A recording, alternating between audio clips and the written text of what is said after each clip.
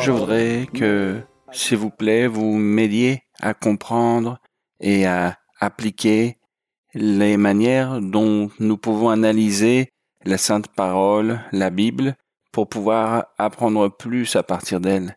Les 3 manières dont j'ai pu comprendre et analyser la parole de Dieu, c'est de la manière spirituelle que nous pouvons utiliser comme force et changement pour notre vie, aussi la manière théologique avec laquelle vous nous avez enseigné que nous devons apprendre plus de l'histoire et la connaissance des paroles que nous dit le Seigneur dans sa parole. Et aussi la manière prophétique, parce que à travers cette parole prophétique, nous pouvons comprendre et recevoir tant l'espérance du jugement que du salut. Ma question est, ma sœur, s'il vous plaît, orientez-moi. Jusqu'à quel point est-il prudent pour l'être humain de rechercher, de sonder dans ses branches pour ne pas se dévier du chemin du Seigneur? Que Dieu vous bénisse. Bien, ne vous inquiétez pas. Simplement, il faut étudier, analyser, il faut étudier la géographie biblique, il faut étudier la partie de l'histoire aussi des personnages, l'histoire des peuples, l'histoire des nations. Bon, les descendants de tous ces peuples anciens, tout cela est important, tout est important, toute l'information. Et ensuite, on lit la Bible littéralement. Il faut lire la Bible littéralement comme il faut la lire aussi avec un sens spirituel, symbolique. D'une manière ou d'une autre, rien ne reste car tout est important. Après que vous avez lu quelque chose historiquement ou littéraire, alors commencez à le lire spirituellement pour voir qu'est-ce que vous comprenez, qu'est-ce que vous pouvez extraire de là, qu'est-ce que vous pouvez comprendre du passage ou qu'est-ce que Dieu aussi peut vous enseigner ou qu'est-ce qu'il peut vous révéler. Donc la Bible s'étudie de diverses manières. De diverses façons, il faut étudier la Bible.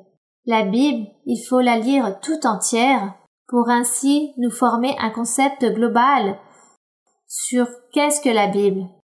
Nous lisons l'histoire des personnages, mais nous lisons aussi la partie spirituelle ou symbolique de tous ces personnages, quel est l'enseignement que Dieu veut nous donner. Comme nous l'avons fait avec le livre de Job. Nous l'avons lu historiquement, nous l'avons lu comme ces anciens philosophes de l'ancien temps, comme ces grands penseurs, comme ces personnes très instruites, et nous avons lu aussi qu'est-ce que nous pouvions apprendre de Job, qu'est-ce qui s'est passé avec Job, pourquoi Dieu s'est irrité avec Job. Nous l'avons découvert et cela aussi nous sert pour notre vie spirituelle. Dieu peut s'irriter pour certaines choses et nous apprenons beaucoup de choses de la part de Job aussi, de ce livre. Donc tout est important. La Bible, il faut toujours la lire. Moi, par exemple, je mène beaucoup d'années en train de lire la Bible. Je lis la Bible depuis plus de 50 ans. Et encore aujourd'hui, je dois lire la Bible. Et Dieu me dit qu'il faut lire la Bible car il y a beaucoup de mystères pour découvrir ce qui est caché. Imaginez-vous, mes frères et sœurs. Alors, n'allez pas vous décourager, car peut-être quelqu'un dira « Ah, mais moi j'ai déjà lu la Bible 3 fois et je pensais que cela était suffisant. » Non, c'est durant toute votre vie, car toute la vie nous sommes en train d'apprendre. Parfois nous lisons des choses et on saute beaucoup de passages, et lorsque Dieu veut nous donner une révélation, ce passage dont j'ai sauté des milliers de fois, là, nous trouvons une réponse, nous trouvons une clarification, quelque chose que Dieu veut m'enseigner, quelque chose de nouveau. Voici ce qui se passe. J'apprends plus en réalisant les études bibliques. Lorsque je suis devant les frères et sœurs, c'est lorsque j'apprends le plus, car les frères et sœurs posent leurs questions avec un point de vue différent, et à partir de ce point de vue, je n'avais jamais lu ce verset. Donc, c'est la manière que nous apprenons.